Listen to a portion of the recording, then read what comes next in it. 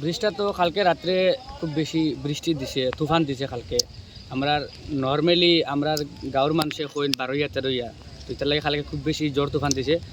দেওয়ার পরে মানে হঠাৎ এটা আর কি মানে এটা বহুদিন থেকে অকেজ ইয়া আছে। আমার লোকাল আর কি একজন রিপোর্টার আমার মান্তু ভাইয়া বাক্কা 2-3 দিন আগে কইয়া গেছেন এই জায়গাটা বহুত রিস্কে আছে। তারপরে খোয়ার পরে 2-3 পরে এটা ভাঙি গেল।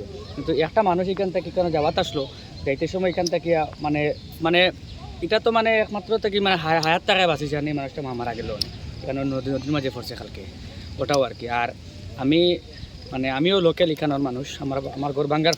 তো এই রঙ্গর যে এরিয়া 5,000 উপরে মানুষ আসুন আজকে এই ব্রিজটা ভাঙ্গার কারণে তারা আওয়া যাওয়া টোটালি বিচ্ছিন্ন, এখানে কোনো লাইন নেই আওয়া যাওয়ার, বহুত দূর ঘুরে আইতে লাগে। তো আমি রিকোয়েস্ট করি আর মানে যারা আসুন এই মানে এই সিস্টেমও আপনারা তাড়াতাড়ি যাতে ব্রিজটারে মানে যে ফুটব্রিজ যেটা এটা সুন্দর করে দেওয়ার লাগিয়া, কারণ বহুত মানুষ এখানে আওয়া যাওয়া করেন বা এখানেও স্কুল আছে, স্কুলের ছাত্রছাত্রী সকাল সকাল আজকে যখন ছাত্ররা আইতে গেলে সবথেকে বড় প্রবলেম আর দারো স্কুল 2টা স্কুল আছে এখানে, Bikrampur high school high secondary school 2টা স্কুলের ছাত্র ওই সাইড থেকে সোনাপুরের প্রায় ছাত্র এই দিক দিয়ে আইন শর্টকাট হিসাবে। এখন ব্রিজটা ভাঙি গেলো ওটাও আর কি আমার রিকোয়েস্ট খবর গেছে যে ব্রিজটা তাড়াতাড়ি যাতে ফুটব্রিজটা ঠিক করে দেওয়া।